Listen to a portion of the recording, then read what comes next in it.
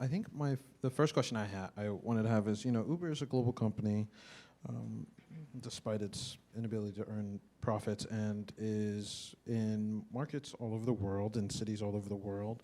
What, drove you guys to zoom in on DC itself and kind of use this as an inside look at the playbook that it has in shaping the way cities engage with it or develop with it? All right. Before I answer the question, let me also thank the organizers of this event, Sarah Watson, Michael Alon, Nadia Rahman, and Aaron Lechner. This is, organizing three co-authors together. It can get complicated, and so I'm just very grateful for all the work that went into this. And I'm also grateful for all the people who showed up. Many of the people here played a really pivotal role in the development of the book, reading drafts, commiserating over drafts. So thank you. Why DC? Well, the first response is convenience. I mean, Katie and Declan live there, and that's not what we put in the proposal when we were, pitching the project, but that was part of it. I think as we did the research, it became clear why DC was so important for understanding the rise of Uber. But that came, through talking with people, through understanding the kind of rollout of Uber in DC.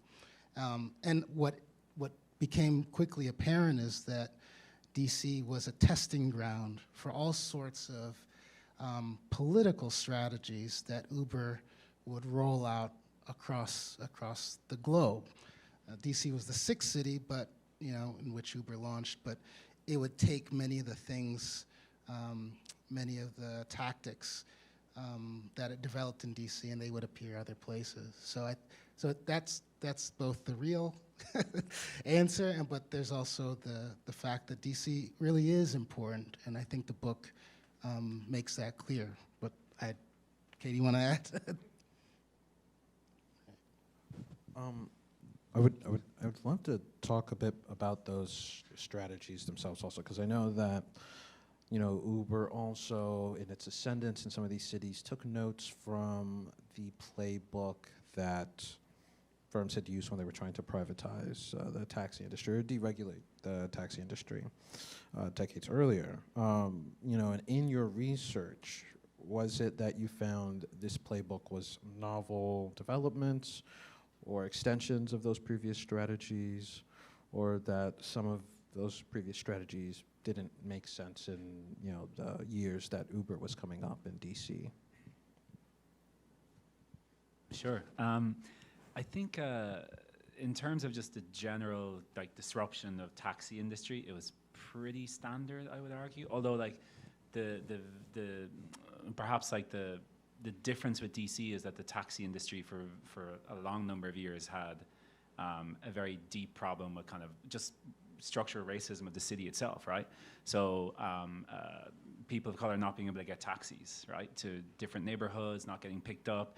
And so when Uber came to the city, a big kind of constituency, a big support group where people were just sick and tired of taxis, which were, I remember my first time in DC, I've lived there for 8 years, getting in a taxi and looking through the floor, Flintstone style, at the street going by underneath me. It's just like a rusted hole through, and there was things about the taxi system that definitely weren't working. So I think the case for that but I think the way Uber could kind of make that case was quite novel in its appeal to kind of racial inequity, but also just the standard thing of taxis don't work. I think most cities around the world have that kind of feeling, this love-hate relationship with taxi systems.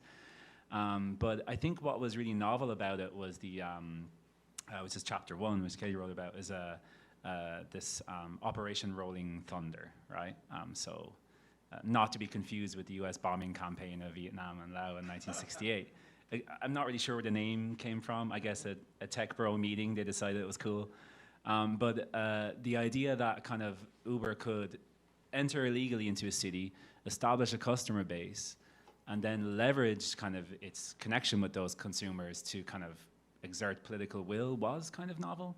So when DC tried to regulate Uber, and minimally, right, it was a floor, right, for pricing on rides, the response was kind of like, I mean, Uber appeals to all these customers. They send how many? 50,000 emails, tweets, texts, and everything to city council overnight. And of course, they panicked and you know, took everything back in. And so I think that was very key to the playbook. Like that was and I think it was that made us start to think about Uber, not just as a technological thing or as an economic thing, but as a political project, and one that was very serious. And I think that was probably the key part of its insights from DC, I would say.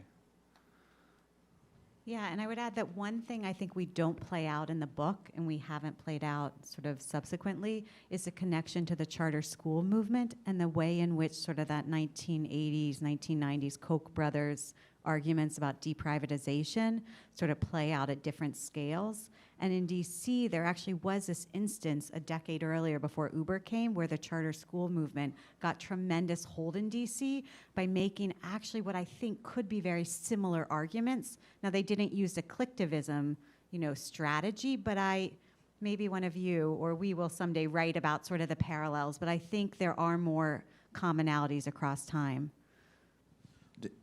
So, you know, with those commonalities, I mean, did Uber internally or in its communications try to present itself as a political project, or is this something that ends up emerging because of its strategies or because of the, you know, the ways in which it's engaging with regulators? I think they were pretty explicit. I mean, there's some interviews with Travis Kalanick, who is no longer the CEO, but was, you know, was the founder and then CEO for quite a long time. There are interviews he's doing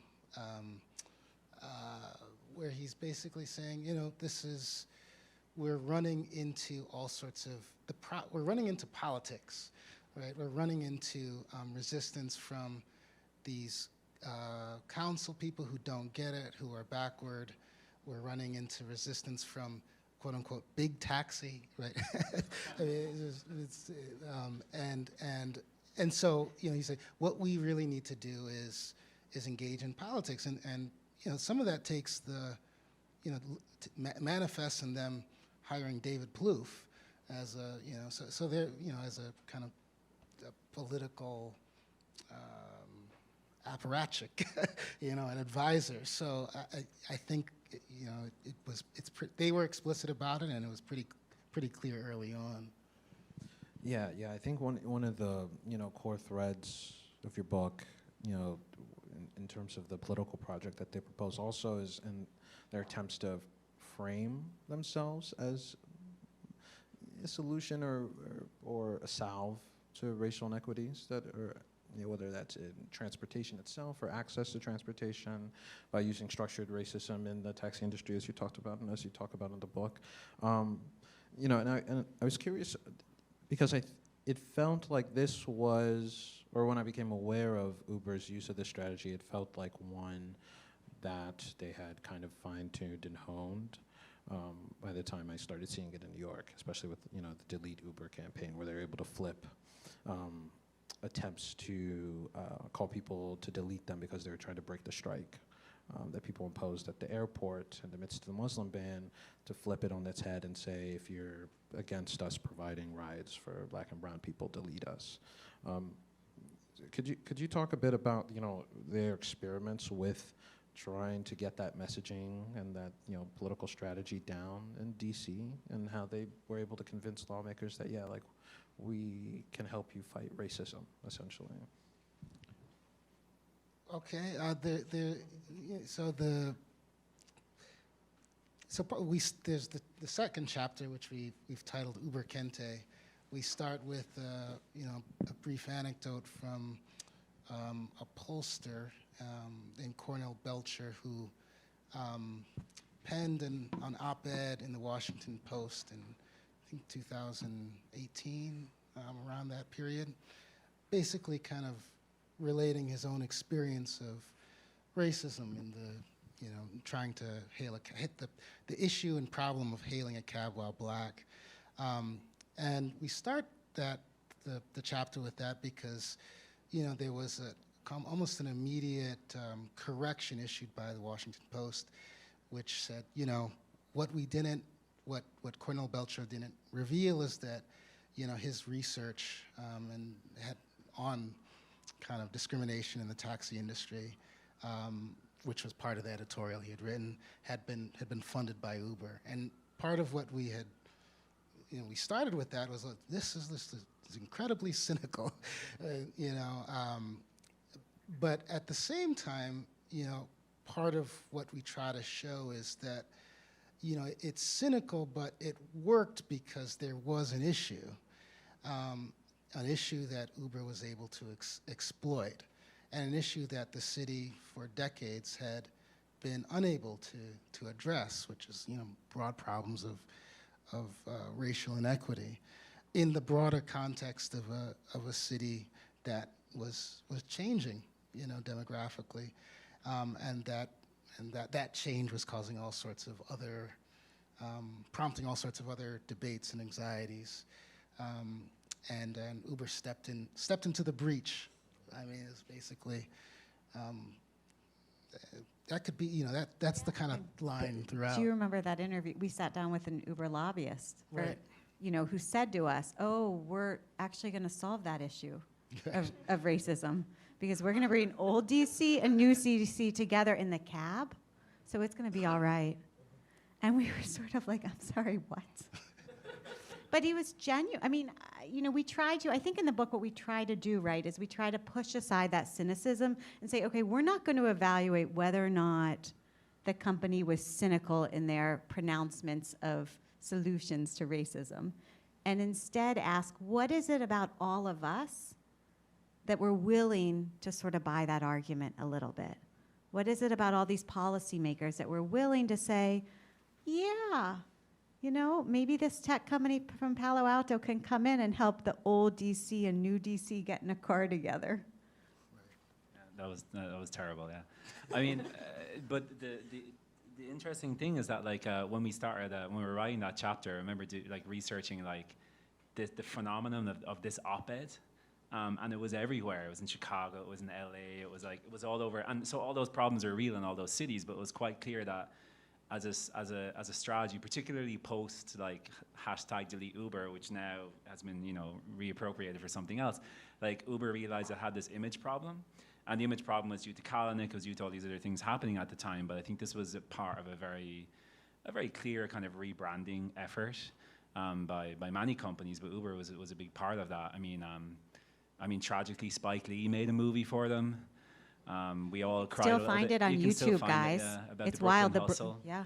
So, and Prop 22 was very strong in California to say, look, you make these workers workers, right? You give them the protections that entails, and you're going to put a whole load of people of color out of work. Be forced to fire. We'll be forced to 500,000. fire all these people, and it kind of worked, right? Which is the sad thing about it. So I would say, there was a very interesting concerted effort to reframe everything in that. Yeah, manner. and it's almost as if the state was held hostage by its own inadequacies, right? You're not going to do anything about it. We are doing something about it. So what's next? And so I think there was an interview we did with an elected official. I know. Yeah. I've been known to slip up and say actual names of people, so I'm getting better. An elected official who, was, a self-described progressive, had been central in, fights over fair wages. I'm looking at you, Katie. Fair wages, minimum wage fights in the city, and we were talking to them about, why did you support Uber? And their response was, it's the racism in the taxi industry. That's basically it. They seem to offer a solution. I got tons of emails that were complaining about the problem of hailing a cab, and they wanted Uber. So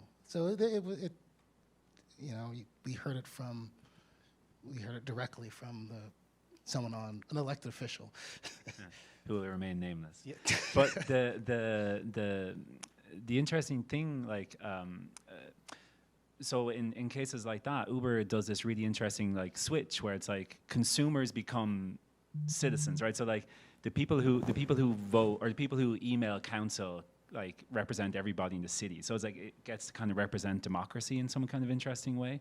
So I think in a lot of the early Uber political stuff, they were kind of able to, as you said, big taxi, to frame themselves as like the little guy fighting, you know, the big bad taxi regulators. And so it was able to, again, to like kind of catch on to this thing of like, well, this is democracy in action, right? As if, you know, consumers equal citizens. But I think that makes sense to a lot of people, right? You vote with your money kind of idea. And in DC, that was a really kind of, I think, strong idea. Can I add one more note? There was one council member who I will name, whose name was the late Marion Barry, Mayor for Life. And he was, I think, the only council member who added nuance to these arguments about racism and the taxi industry. And in one of the debates, he sort of recounted not being able to have a friend of his, I think from Alabama, get a taxi to go home one night from his Southeast address. And he said to the council members, you know, from the dais, like, how are we going to have an industry that is less regulated? You know, how is that going to solve racial discrimination? And I felt like he was one of the people that sort of pointed to the real danger of Uber in DC, which is sort of the underlying argument of our book, which is that it really threatened the idea of regulation as a public good. He was not at the height of his powers at this moment in time. So it's you know, an endorsement from Marion Barry circa whenever it was, you know, but it was kind of representative of an older style of politics, an older style of you know, older approach to these questions of regulation. So, you know, one thing, I know you guys have talked a bit before in the, you know, in interviews and on my podcast also about how there was an alternative name for this book, Lowered Expectations. And I'd be really interested in talking a bit about that, especially as you talk about Uber's political project, or one of its many, you know, hats, which is like trying to undermine regulation and expand the arenas in which it can operate in and make money off of it and realize profits that are, you know, unprofitable, or change labor relations or social relations to figure out a new business model. You know, why it feels like there's such a sharp contrast between the low expectations of regulators and citizens in the city, and at the same time, sometimes really ambitious plans offered by these companies to kind of restructure everything that we live around. So I guess a two-part question. You know, one, I'd be curious what your thoughts are on these lowered expectations. You know, what do you see as the root of it, if it's a long-standing process or something that particularly emerged out of Uber's ascent? And also, if the other side of that coin of lowered expectations are like really ambitious visions and plans coming from Uber.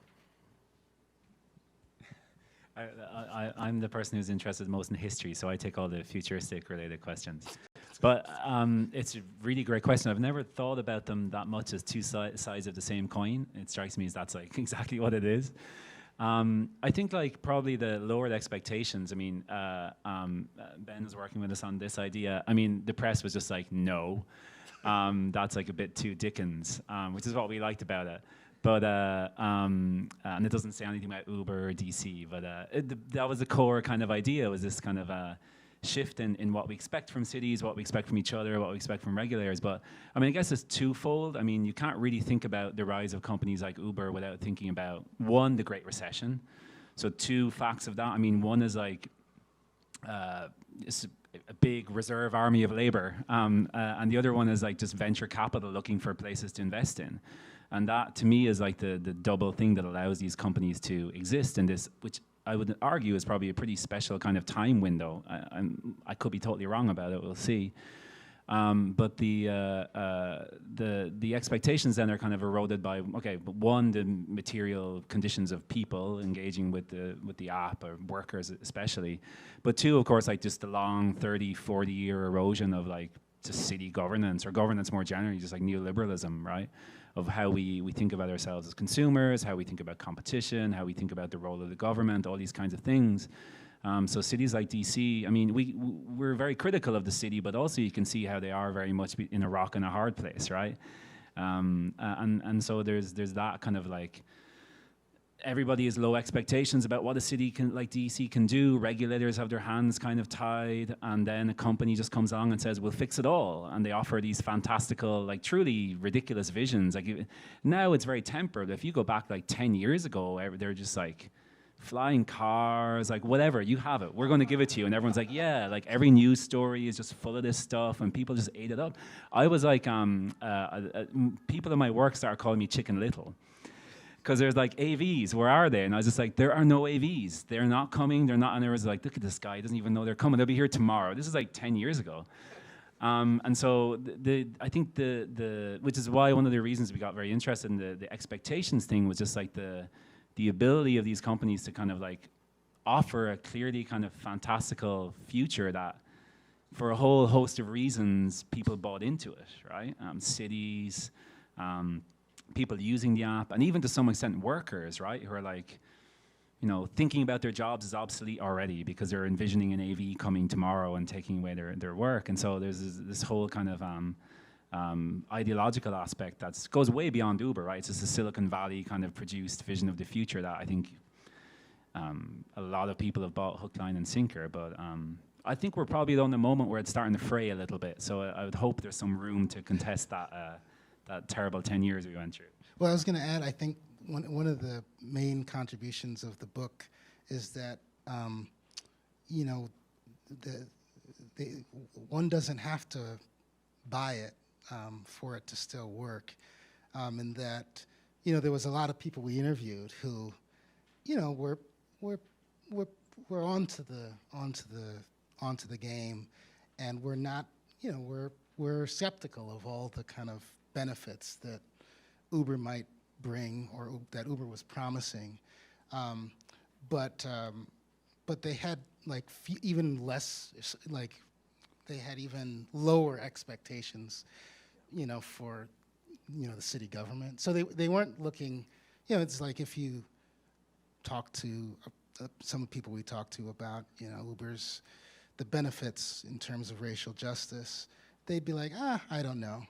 But they weren't looking to City Hall or the political process for it. And so I think that's, you know, a big part of what we were kind of grappling with throughout the book. On the lowered expectations thing too, I mean, I really liked that as a title.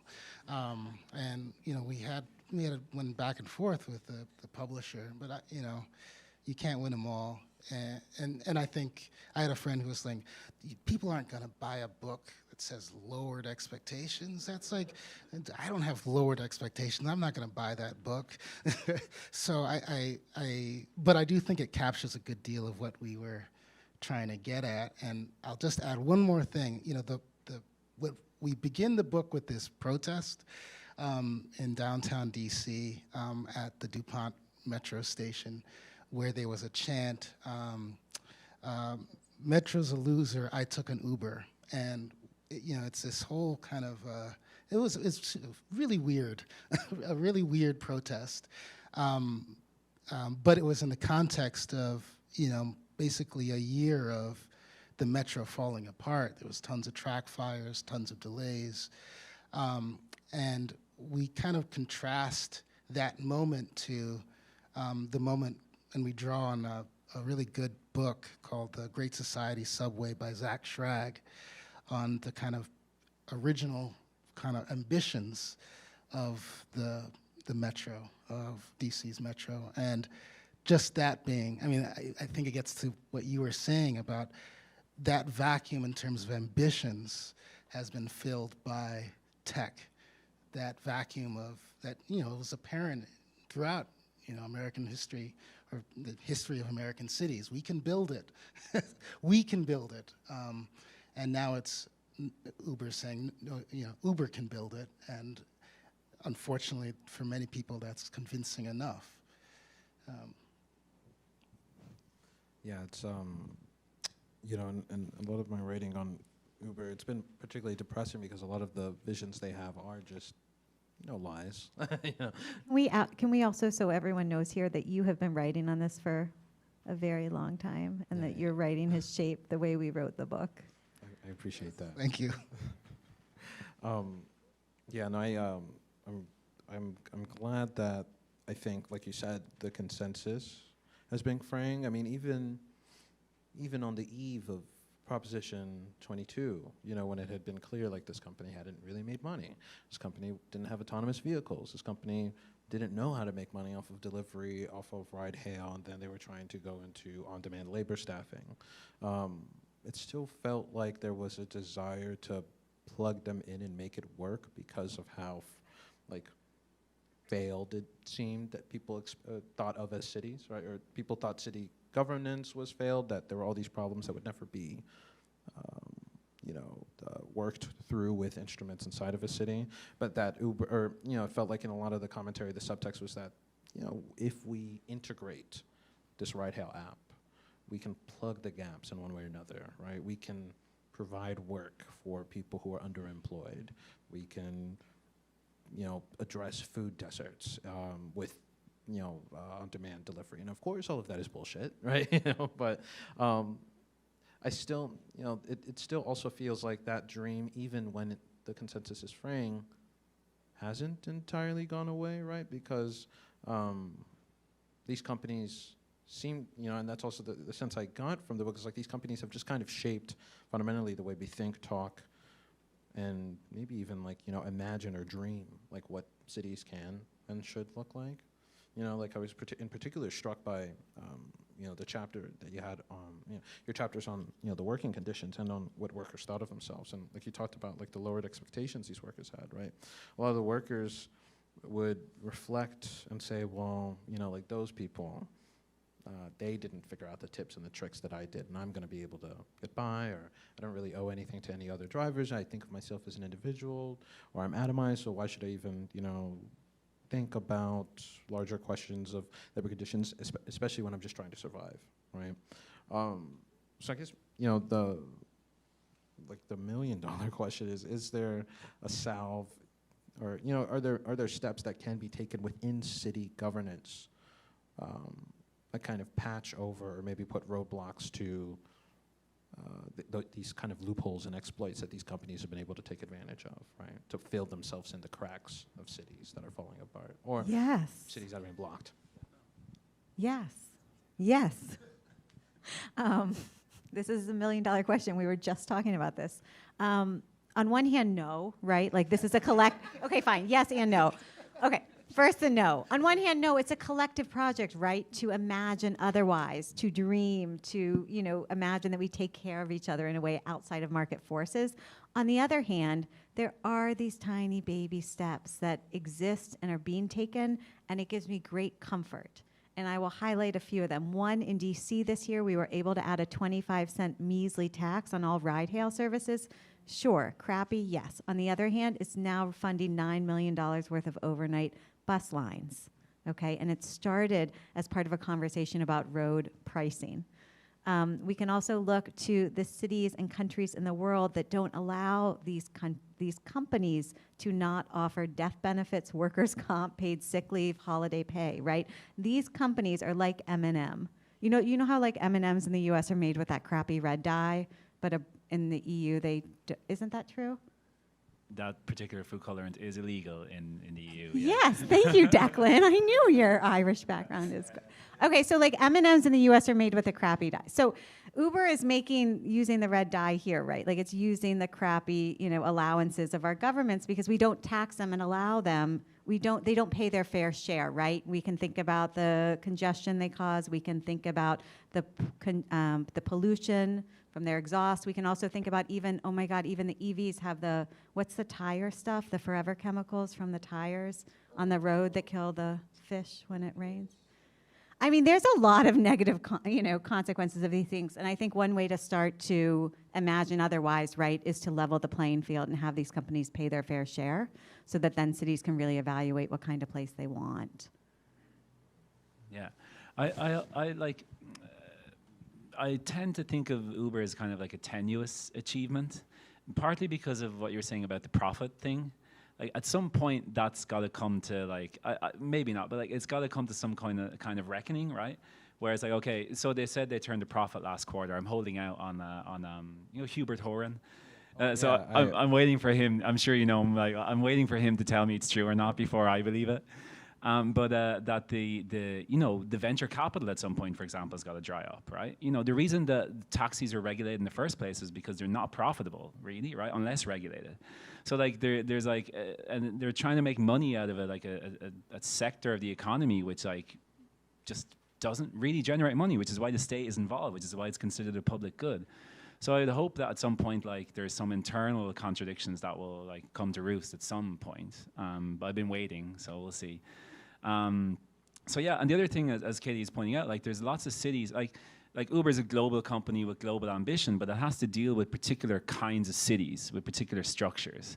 And so I think our DC story, we try, show that it's a story that applies to other cities, and it does, but also there's specifics about DC that make it work. There's specifics about London that make it maybe work, but not kind of work. There's specifics about Austin, Texas that means it doesn't work, or Seattle. And so, and this is a big problem for Uber. It's just like, why are all these cities different? Why do you have to deal with different regulators and idiots in different cities, right? And why can't it all just be the same? And one of its goals, of course, is to make it all the same, right? But I think cities pushing back in all their kind of uniqueness is a big problem for companies like Uber, because it has to deal with like earlier we were talking about gaps, which I think is a really good point. It has to like Uber has to exist in the gaps in regulation, the gaps in transit systems, the gaps in labor. Which means it needs structures to exist in the first place, right? It needs, like, one of the reasons DC is so useful is because it has a transit system. So people don't own cars, and then their first mile, last mile issues. So in order for it to like succeed, and then the resistance to it, I think is like I think that is a big issue. Like the different cities have very different structures and geographies, and those matter. And I think eventually, I think will cause it like huge issues in the long run,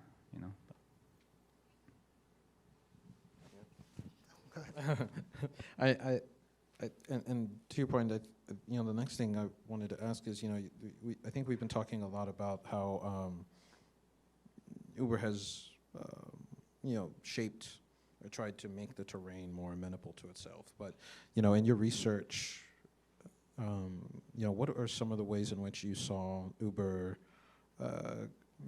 kind of develop in of itself, or maybe shift its aim and its project as it came up against governments, as it came up against the realities of like different cities, workers and their actual attitudes, how quickly they might burn out, how, under what circumstances they might try to organize or not organize. How much of the problem of Uber that we have now also came as a result of it realizing and learning and developing and evolving on its own in response to, DC as an example.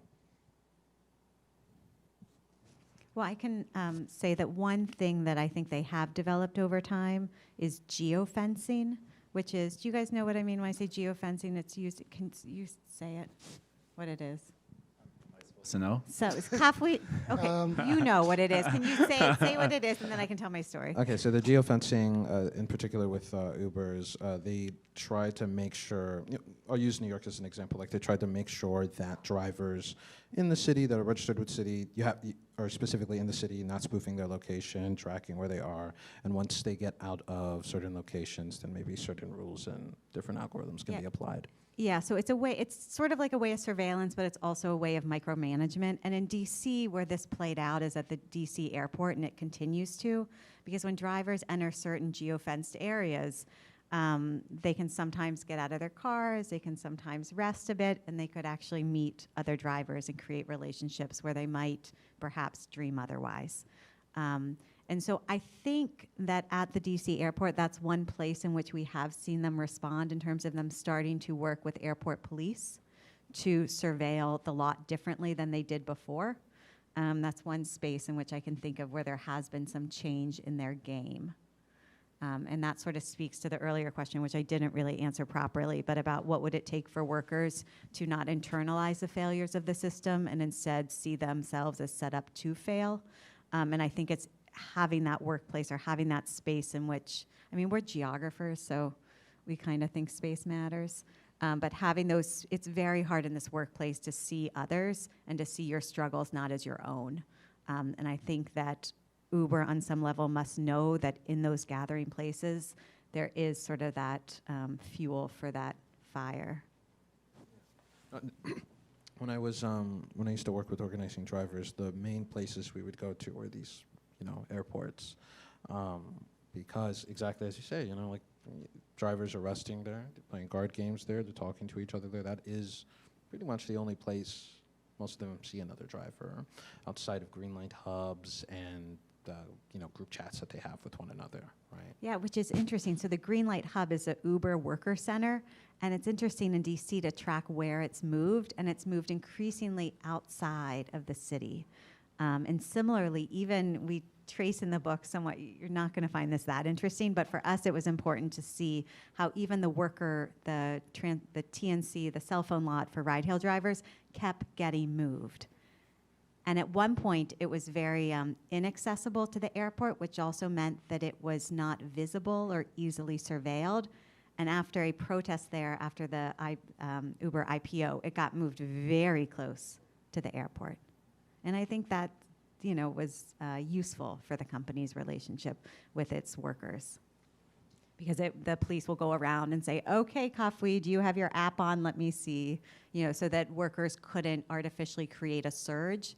So if everybody in the room turns off the app, when a flight comes in, they can sort of jack up they can create what looks like a mismatch between the demand for rides for passengers on that flight and all the available drivers.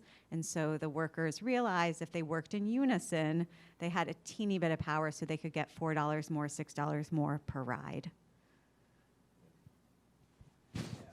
I think one of the things, as we've been tracking like Uber's development over the years, and it's hard to keep up, especially the pricing things and surge demand and all the different gamification things, is that like where they are real innovators is in like worker surveillance.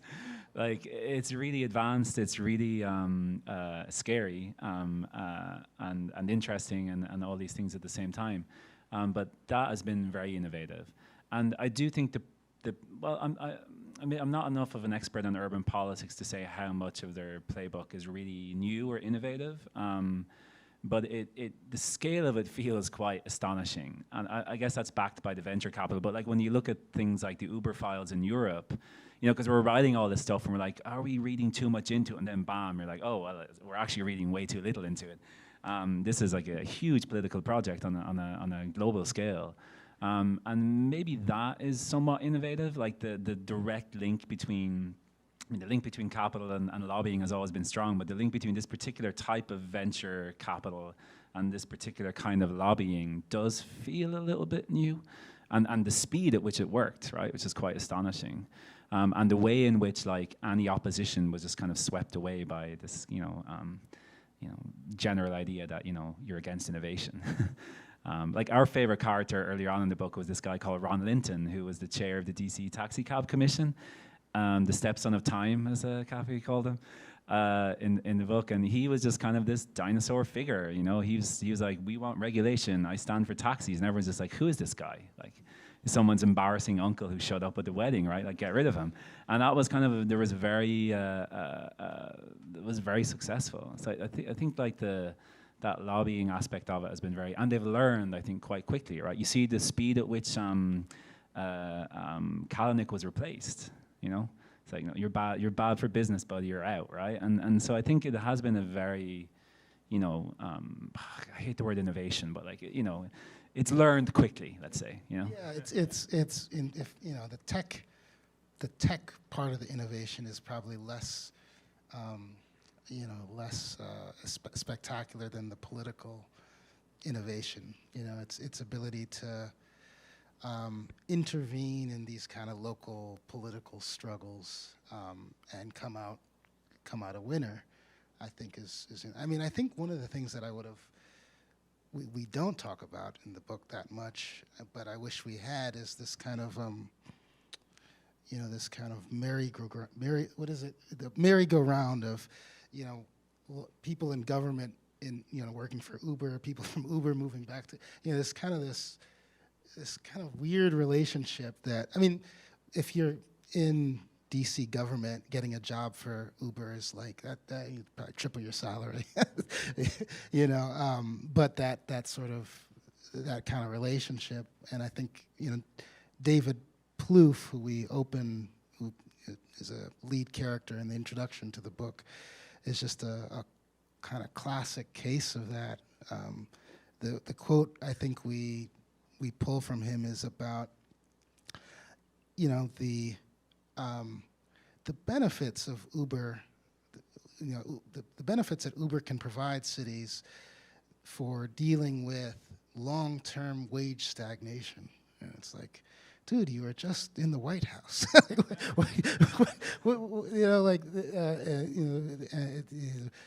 The benefits of Uber for dealing with, transportation deserts. It's like you had the ear of the most powerful, it's just, and it's absurd, but it's also, kind of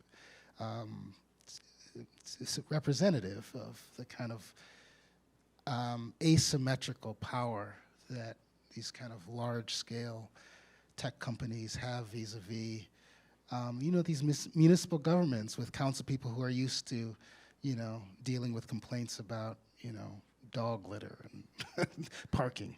But that's the reality. Yeah, no, I think one of the underrated stories of Uber is, of course, its political influence, but also the degree to which it had this economic PR program, right?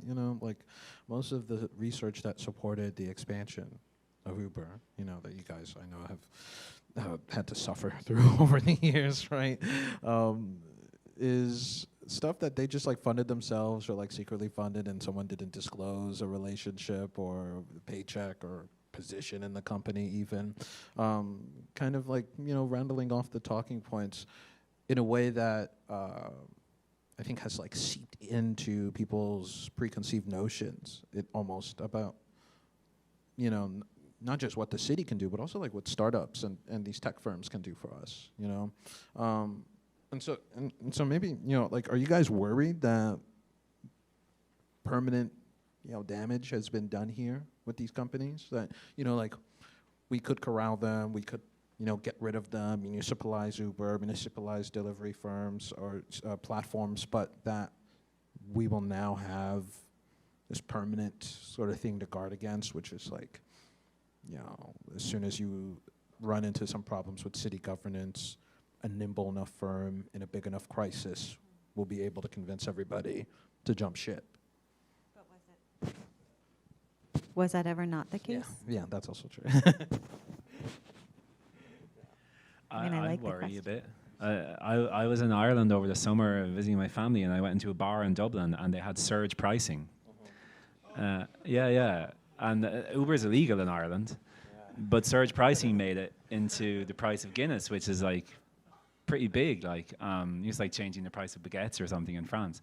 But so I do think it's gone to work on a lot of kind of the project we've gone into, which Katie has really spearheaded, has been like delivery, like where Uber itself has gone, right? So we're following kind of how this is progressing, and it's a weird thing, right? Like people sit at home, or like, I'm kind of hungry, I want a bag of chips, and they get on their phone and someone brings it to them.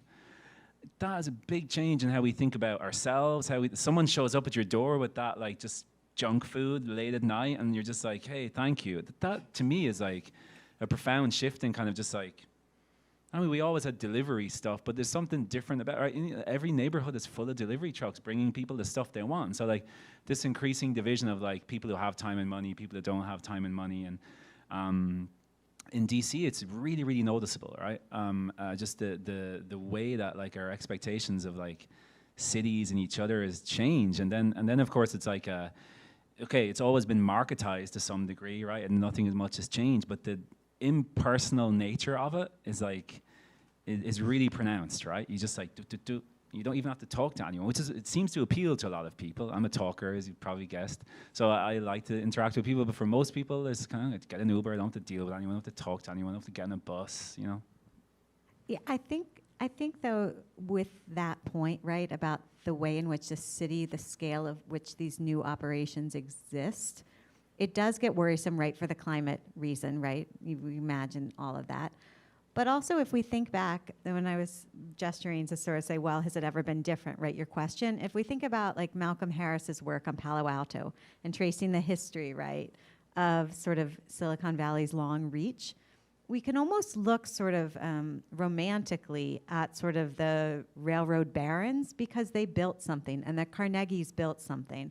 And I think Declan and Kafui, we've often played with this question of like, yeah, but what if they just disappear tomorrow? What if Uber just disappears? What if Uber Eats disappears? What is the infrastructure that's going to have been left?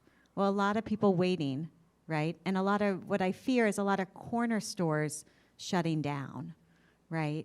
The question is like, well, what is it that, you know, anyway. Well, there's been some cases. I remember this is not in the book, but there were some small municipality. One was a small municipality in Florida, but then there was another one in Canada that In Innisfail. Innisfail. Yeah. I Great never name. remember the name. I think Pinellas County or Pinellas, somewhere in outside Tampa.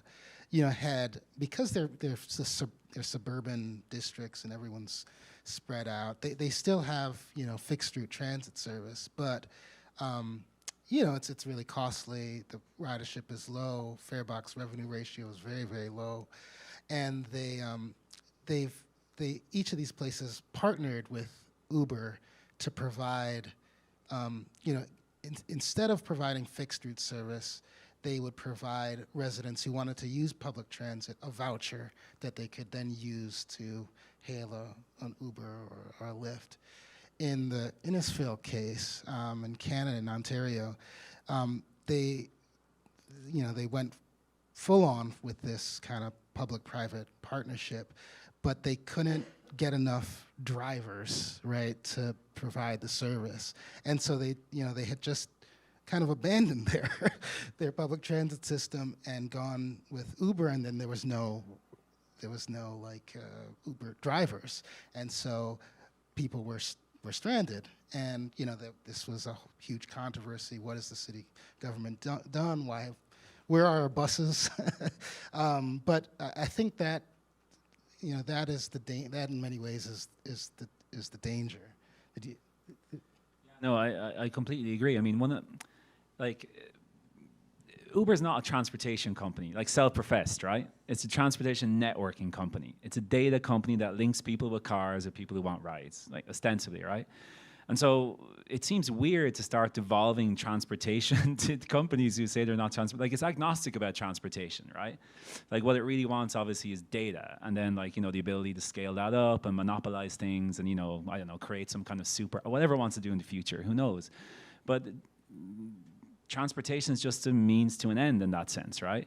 Which is not how cities should think about it, at least, whether that is how they think about it or not. And so the question of what did they leave behind is like just broken infrastructures, underfunded infrastructures. And so we see this a little bit with like the AV experiments, right? It's like, here's an AV bus route. Oh, that company went bankrupt, it's gone, right?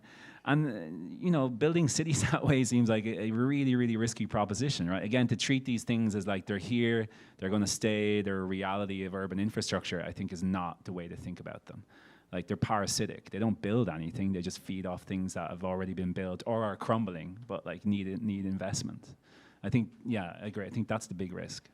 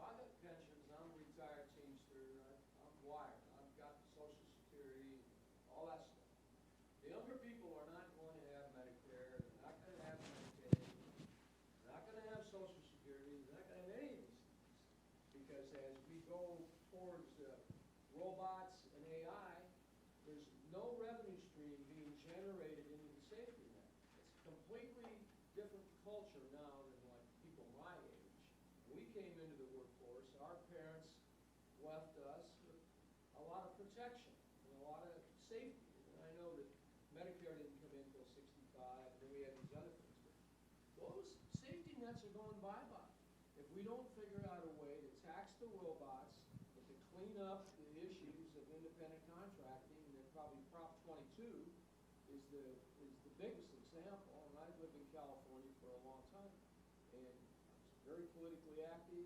We could get no politicians in the House of Representatives, and I talked to a lot of them, all the way from Maxine Waters to other people, to have any kind of hearings on this issue in terms of what's going on.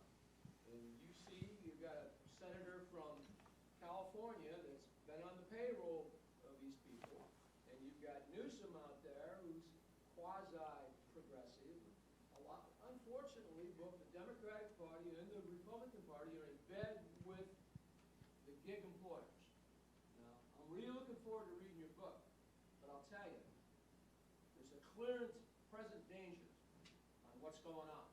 And I don't want to sound too negative because I believe in the youth, and I believe that we'll get the changes. But when you look at it right now, and if you go ahead and you do the analytics in terms of the revenue streams that are coming in to our safety nets, it's diminishing. And if you roll it up where it's going to be 5 years from now, we're up shit creek. So I'm just saying, hey, I appreciate what you're all doing. I really appreciate the programs here that the City University's doing. I went to City College back in the 60s. It's a great school. But I'll tell you, there's got to be a gathering of the forces, or we're going to have a society that isn't going to be anything like most of us came into. But anyway, I'll shut up, but I want to thank you all for raising the issue. Yeah, thanks. Yeah, I agree with everything you said. The kids these days, part of it is they're all right. Yeah, it's like, we're sacrificing a social safety net for a Shake Shack burger that will be delivered to you in 10 minutes, and we're thinking with our stomach cold.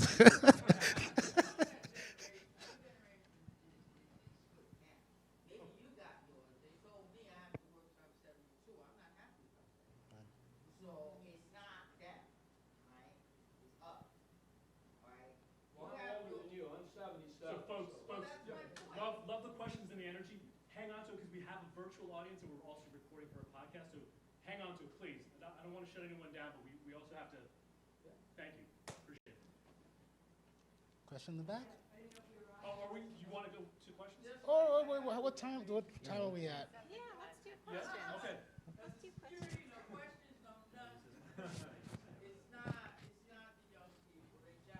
Okay. Can we use your mic too? You want to get the questions on the mic too?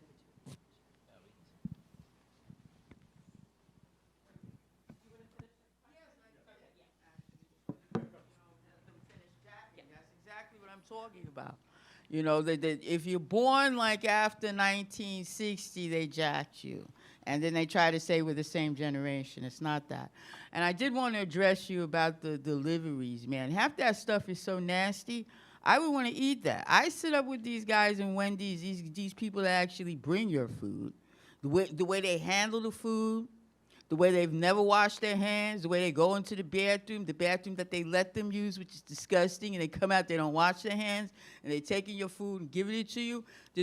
I see it as not a privilege, because the real privileged people aren't going to have their food delivered like that, and they're not going to eat that. And then real privileged people still have time to cook their food. So you're looking at it, in my opinion, a little warped there, and to come out and go to the diner. They killed the diners long ago when they started the racism, and just when we broke the racism and got like electric ladyland waitresses from all over the world, they decided that wasn't good enough, and they went with cheaper labor. And that's why the diners went out of business. Every person came into the diner and had their waitress that they wanted to go to, that they could talk to about anything, the theater, this, the that. And when that ended, no one wanted to go to the diner, and that's when they went out of business. Just a reminder, if you're shy and don't want to get on mic, we have forms you can fill out. We'll go around and collect them, hand it into our panel. Raise your hand if you want to go on mic.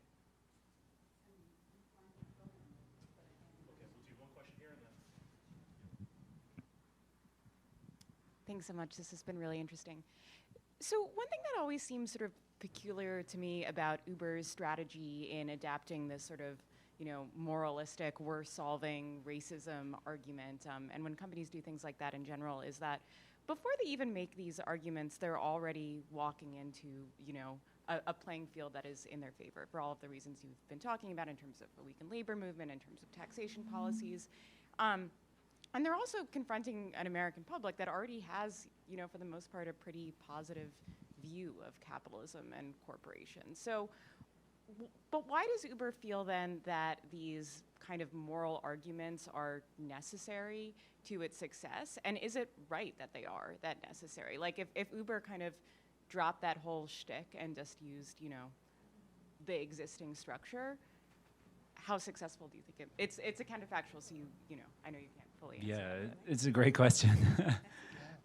I mean, I think one of the things that we didn't mention, but Kafui, I think you talked, we used to talk a good bit about, is that like Uber can make the argument in DC that it's making a moralistic argument about solving racism, but it also has to make the counter argument of like, let's say, so if it's destroying the taxi industry, the majority of the taxi drivers in DC are people of color, right? Ethiopian, Somalia, and African American. So like they're also under, I think, a lot of pressure to make an argument that like, while taking away with one hand, it's giving with another hand. I think that might be part of it in the DC context, and of course, like just the general attack on like public infrastructure in DC, which again, like the metro system, WMATA, and so on, is like a lot of good middle class jobs or lower middle class jobs for again a lot of African Americans in DC. So I think like it might have something to do with that. But I do take your point that like it's a good counterfactual. The first thing that, I guess, I kind of chalk it up to, there's this, I associate it with kind of American corporations, this kind of weird commitment to like doing good while doing well, or it's this weird, I don't know, it's the need to kind of, appeal to something more than just profit and hard cash. Some of it comes through, it's just marketing. Uber's in competition with other companies, and so they need a brand that in some cases has been tarnished by events, but that they need to repurpose, scuff off, it's about brand management. That's kind of what I associate it with, even if it's skin deep.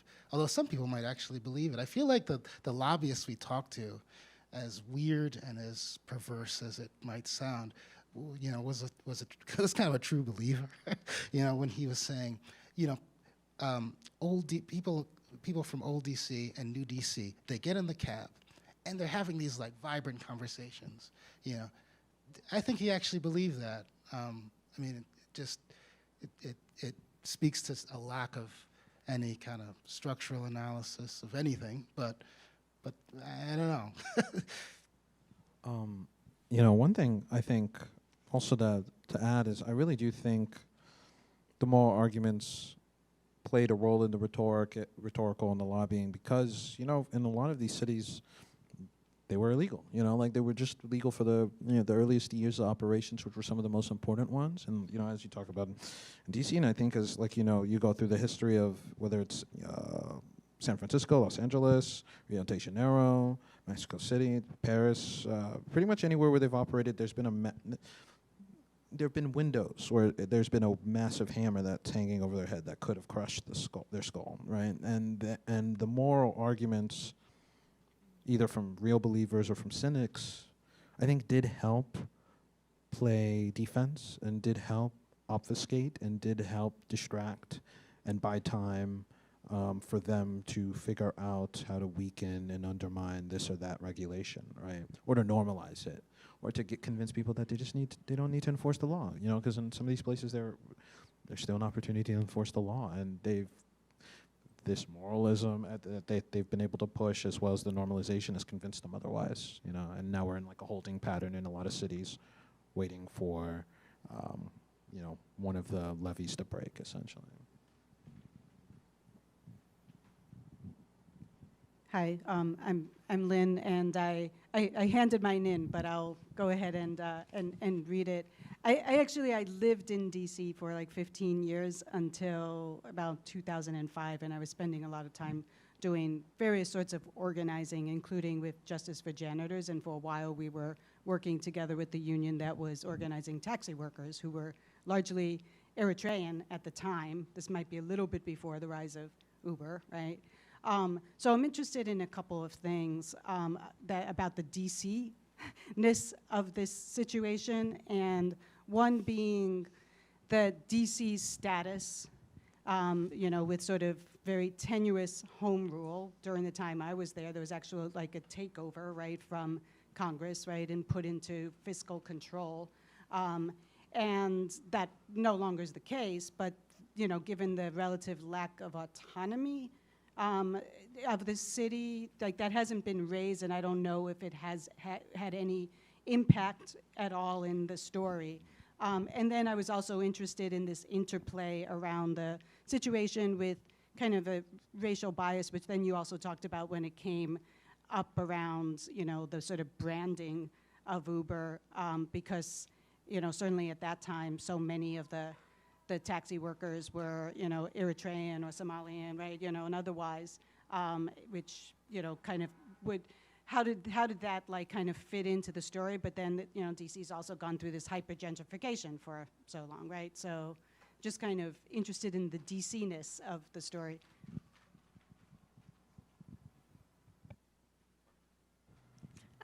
Thanks for that question. I will answer the first bit about the DC-ness, which is great. When she said home rule, do you guys know what that means? When she said the limited home rule, the ability. Okay, so DC for about 100 years didn't have the ability to elect its own mayor or city council. It was a reaction actually to racism of the U.S. Congress after Reconstruction. They said, hey, you've got too much racial progress. We're going to cut that back. So from 1874 till 1974, DC residents didn't have the ability to set their own laws, let alone dictate their future.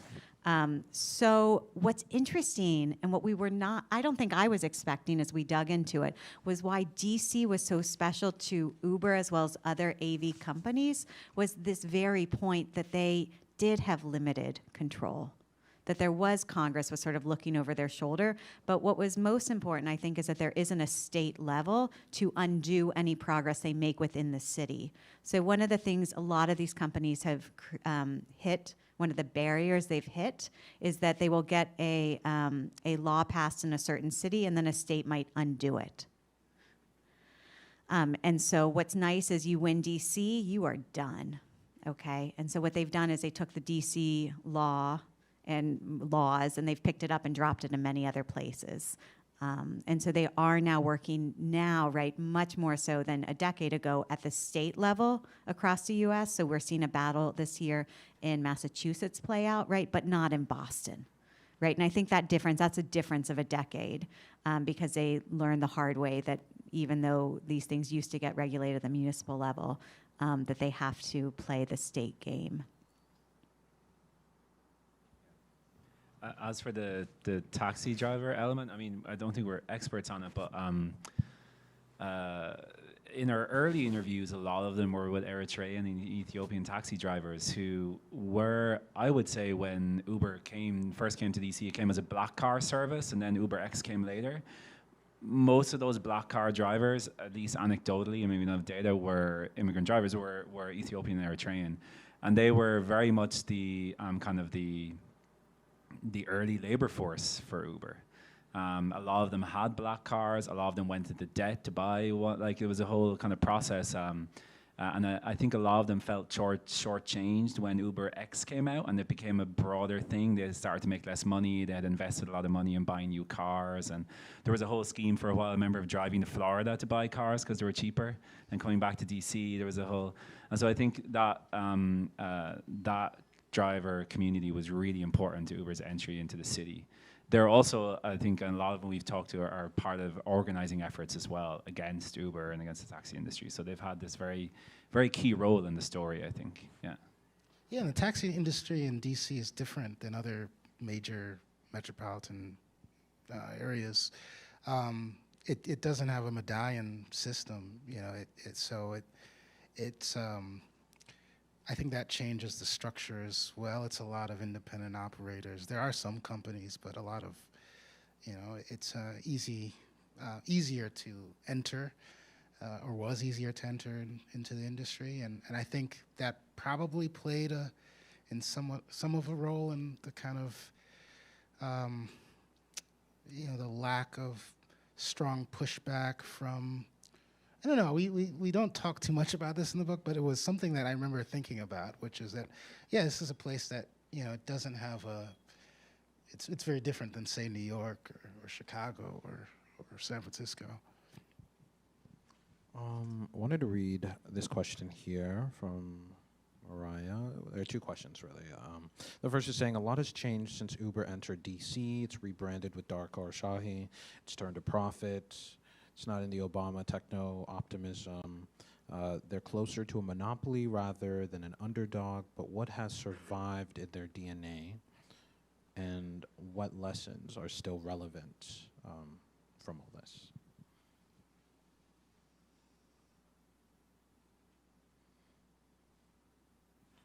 I would, me personally, read that one? yeah. I don't know how much has actually changed with Darkar Shahi. He sold off most of the sci-fi projects, right? The flying cars, autonomous vehicles. Even the bikes, I think. Yeah, Yeah, the yeah, bikes. yeah. Yeah, I mean, I had a colleague who reported on how they were burning piles of them, and trying to get rid of them as much as possible, right? So they got rid of a lot of the things that were so clearly lies they fed investors so that they could rationalize more money to get another try at monopolizing. But I don't know. I mean, like, do you guys feel how much has changed? Because it feels like the business model's the same, if a little bit more brutal. They introduced the quota system in New York, which was like an attempt. New York City passed, minimum wage laws, and then they instituted a quota system that, strategically fired people if they didn't effectively work 60+ hours, and then got rid of it during the pandemic, and then brought it back in different forms. So I don't know if, my sense of it is the company has just been a little bit better with its messaging and realizing that you can't be as brutal, and also more successful with its lobbying, right? Yeah, I wonder if going public had some kind of change in a lot of it, right? Where they got better at messaging around that time. They've gotten, maybe they're under more pressure. The unicorn phase has kind of worn off, so they're under a lot more pressure instead of being maybe a little tighter with their what they're up to. But I mean, the DNA is the DNA. It's a corporation that want to make money out of transportation. I don't think it can change that dramatically. Surface level, sure, but yeah, I mean, I think maybe a big shift is the delivery thing.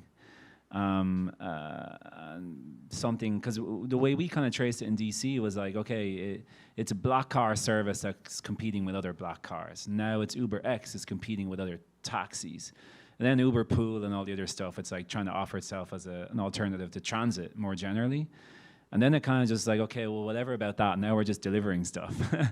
And that shift feels a little bit different, maybe. But the bottom line, I guess, is the same. Yeah, that's a good question. And there's another one here, which I think is also a good question. What's the deal with Lyft? I mean, we kind of threw Lyft to one side because we were like, okay, we can't just keep writing Uber and Lyft. But I think they're the same. I mean, for a while, it was like, Lyft is the good company, because yes, I remember that. We everyone, talked to drivers used to tell us that. No, yeah, Lyft is, they're good. They're good. And I think they had a different, early on, they had different. 5% less cut, I think. It was 20 versus 25%. Yeah. Less. I mean, they also had, it was harder to sign up for Lyft. They seemed to have. You had to meet someone as opposed to just signing up online. So I think it had the reputation of being like, upscale. I don't know, upscale Uber. I don't know, like a better operator, but Uber, Uber with class. I don't know. Eco-friendly. Eco-friendly. They tried to do the green pivot earlier. Yeah. So But there's, I think since we started the research, there's been other, entrants into the market. Yeah, no, I'll just say one thing about Lyft that really concerns me, which is its relationship to bikes in New York City. Maybe you have something on that, but the story is that Lyft wants to sell off its bikes because it's not getting enough ride hail. Right, but the earth is on fire, and that's where we're really letting these people decide how our cities operate. Well, no, it was interesting because I remember we talking to, who were we talking, oh, I can't say the name. Thank you, Kafui.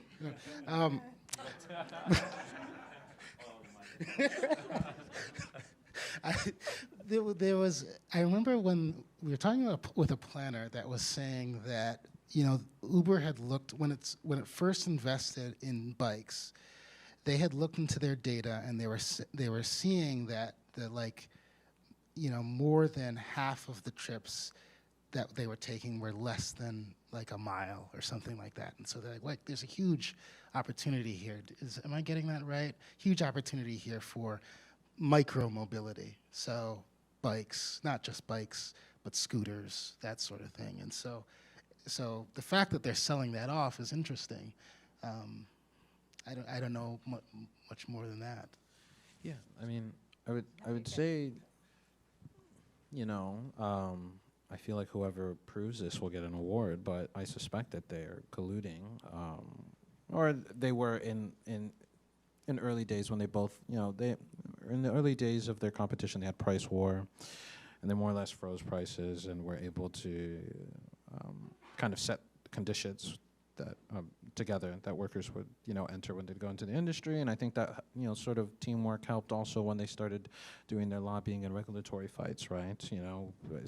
Prop 22 is the main one, right? They spent $200 million together along with DoorDash to get their specific laws, the labor law of the land.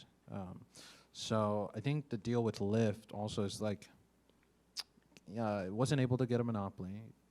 It's never ever going to be able to usurp Uber, right? Probably. They are probably like useful shock troops in various regulatory battles, and friends.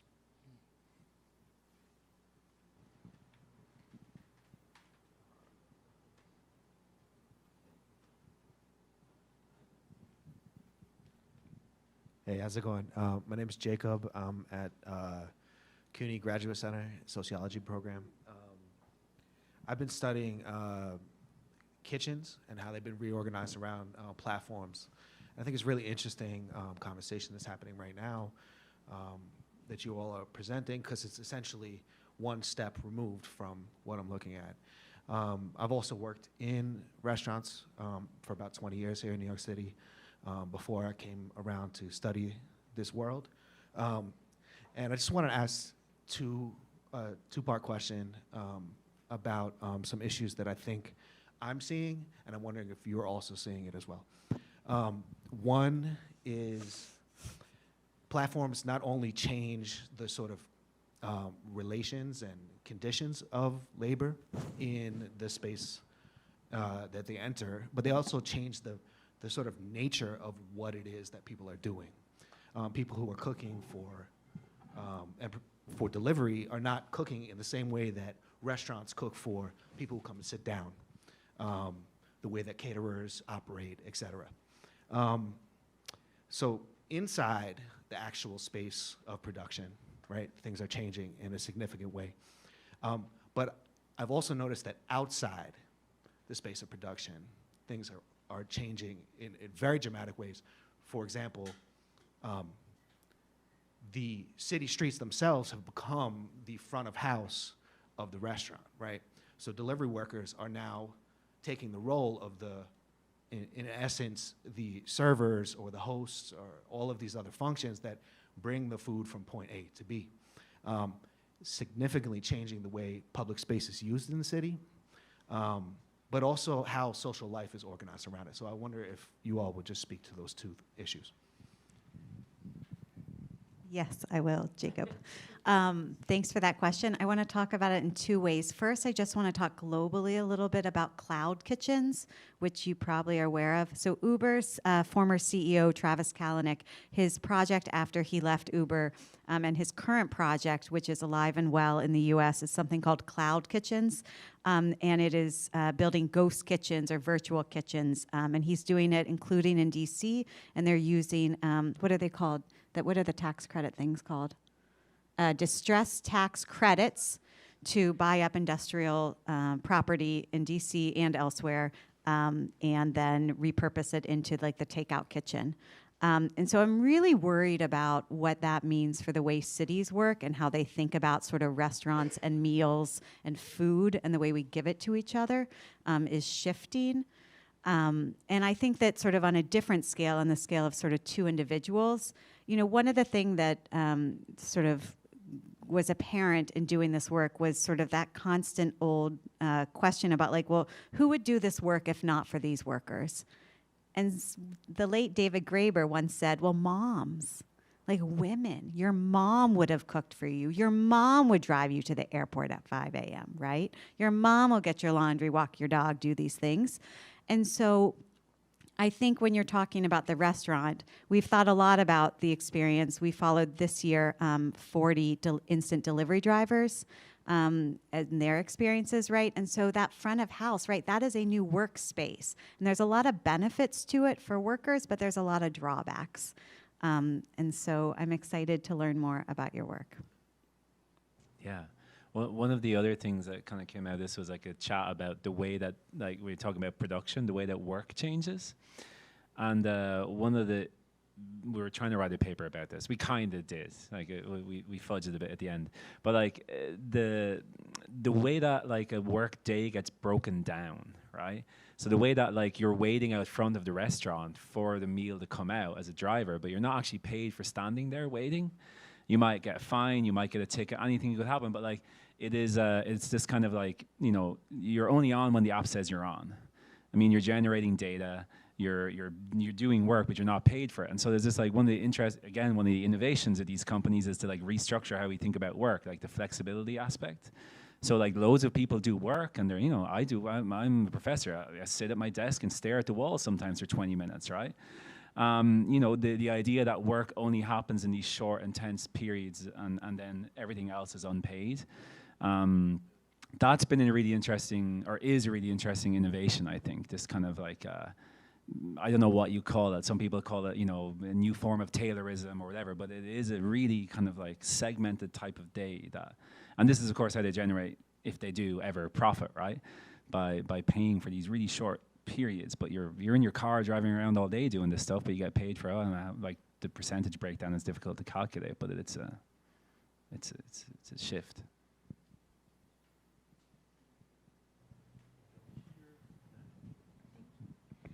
Thanks so much for this. I am interested, I love the idea of lowered expectations as a framing for a lot of the work that Uber has been doing. I'm wondering about the lowered expectations in kind of like the academic and research and lobbying space. You know, you mentioned that guy who wrote the op-ed that served Uber's interest that was funded by Uber. There's other researchers who have produced research that is favorable to Uber, and then you find out that it's funded by Uber. Can you talk about how Uber is either setting or following a playbook of buying academic influence, and how you go about uncovering those connections? Yes. Big oil, big tobacco. This is nothing new. I really do think. I think they are following a playbook, right? If we look at how propaganda, I mean, DEET, wait, wasn't DEET, is that what it was? What was sprayed? My dad used to run through it. What? Oh, DDT. They used to run through it, right? I mean, we have a whole history, right, of researchers that are employed by industry to purport a particular view.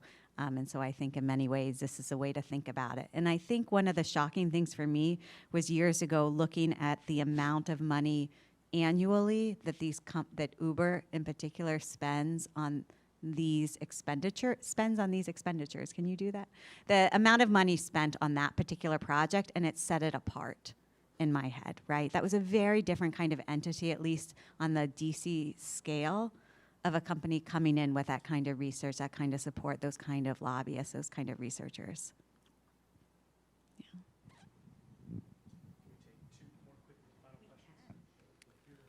Hi, yeah.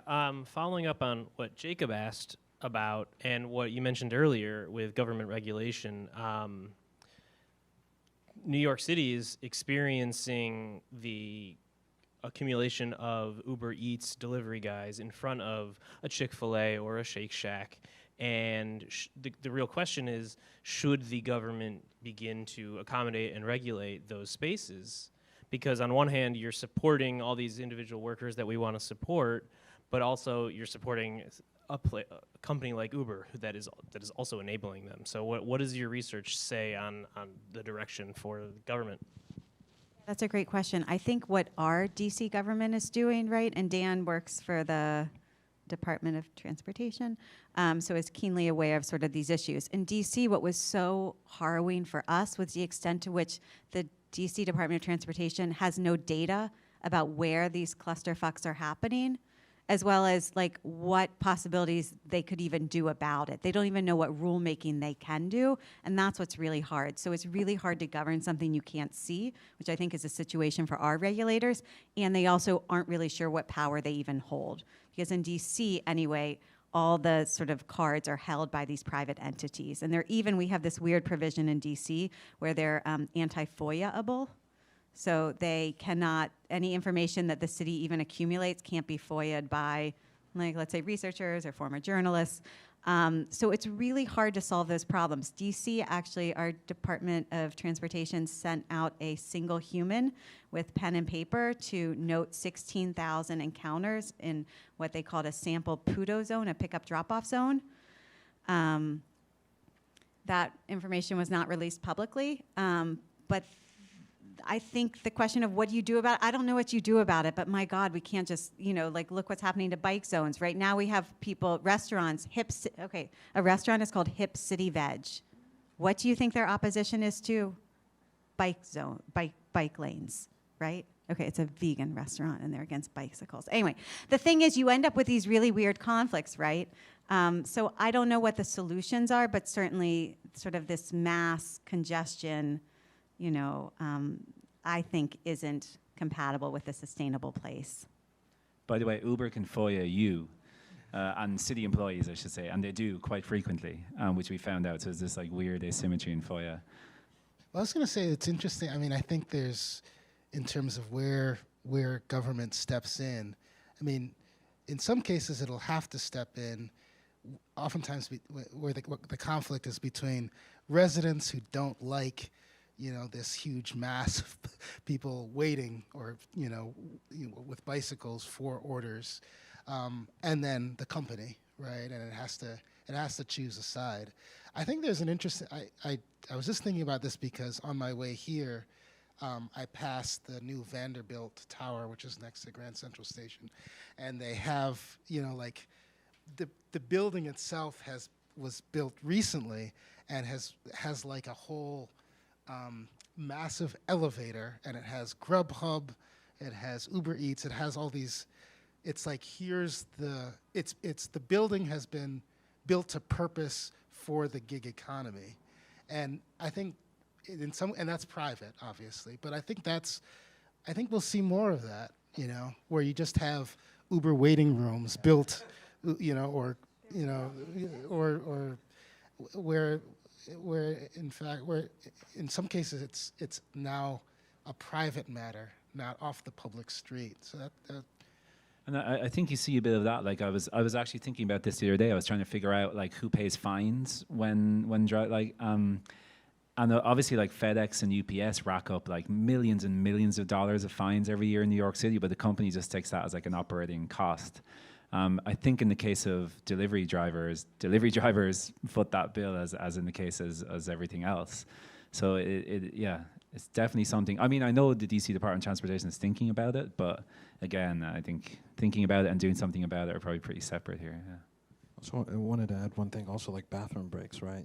Because the structure of the work is this weird on when we say you're on and not, you don't get, of course, the basic protections, but one of them including, like, when you're doing these long shifts, you can't really use the bathrooms. And in fact, not only that, but attitudes end up festering among establishments where you deny the workers access to the bathrooms because there's the idea that they're messier, that they are gonna come in and cause a ruckus, and that also contributes. I worry to like a deeper, more wider spread sentiment that will lend people to be more oppositional to regulation, minimum wage laws, fair pay laws that just get people what they're owed at the very least, right?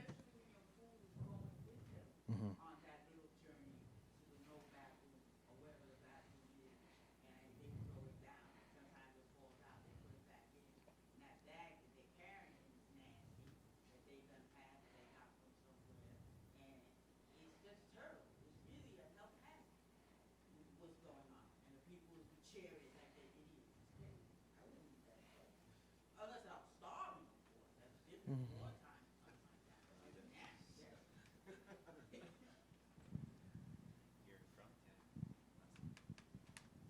Well, from what you're saying, and given what happened in California with Prop 22, correct? That was the number of it.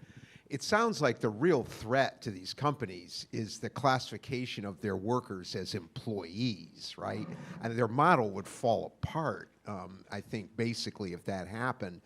And it amazes me that some states, like the one I'm from, Connecticut, use something called the ABC test to determine if you're an independent contractor or not. And,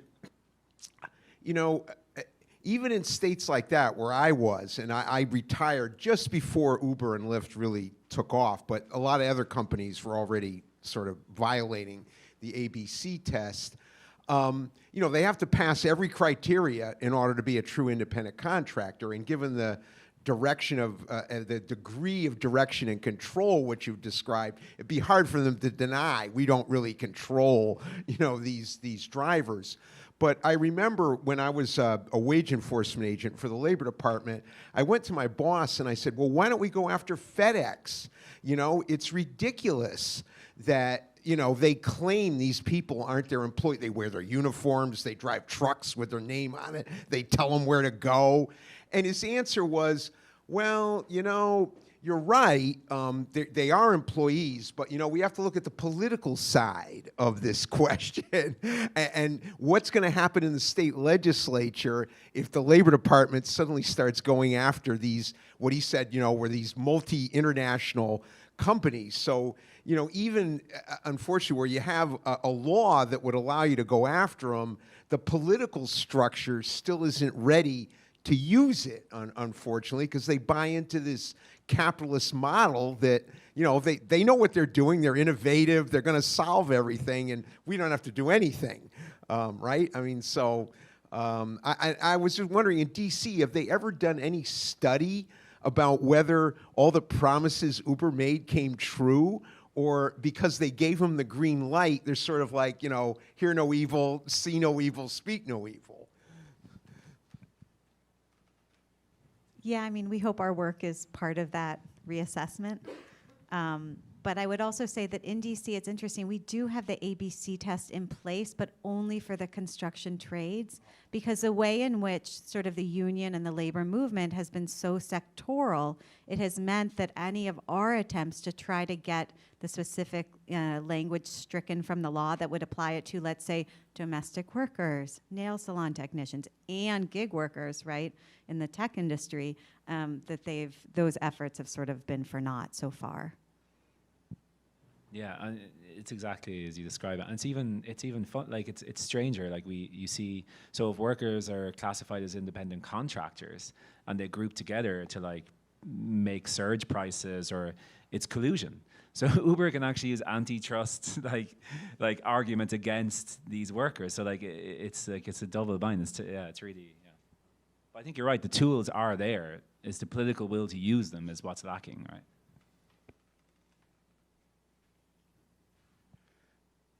One more. Yeah, thank you so much for all this. Some of the trends that are big topics that I felt underlying these issues were privatization, surveillance, data, and regulation, and like rights of people to the city versus capital. And so I was wondering, what movements or segments in society do you see reconstituting the notion of rights in a way that is challenging these corporate narratives and kind of overcoming this atomized driver outlook that just because I want to sit in my car until 3 o'clock in the morning means no one else should get anything nice? I love that question. This is a great one, I think, to end on. I can say on a very sort of starting small, the good news is in DC, we have a new group of gig workers organizing, and it's interesting. It's a group of Bangladeshi Uber drivers that were first organizing their apartment around rent issues, and they realized they also had very similar workplace concerns. So that is a new organization called ACE Collaborative that is getting going. Sort of as we scale up, certainly there are many visions being put forward by Green New Deal allies and advocates for how we can build better places, we can scale up, and there's other, anything else you guys want to highlight? Well, because I know Eric is in the back, and I want to, there's a new drivers cooperative operating in New York that has a lot of potential and is doing really, really well, and is operating on a different model. So I just want to talk to Eric about all that. Yeah, but worker co-ops. But worker co-ops, yeah. I think as much as we hammer the DC Council on a regular basis in the book, there are voices in the DC Council that are, sympathetic to doing things differently. I mean, DC is a strangely progressive city in a lot of ways, so it's not all terrible. I mean, we have 3 DSA members on council. Mm-hmm. Yes. Which Marion Barry is the question, right? Hey, he ended well. All right. Thank you. Thank you so much. So much for coming, and thank you for all This the has questions. been great. Thank you. Thank Ed. you. Thanks.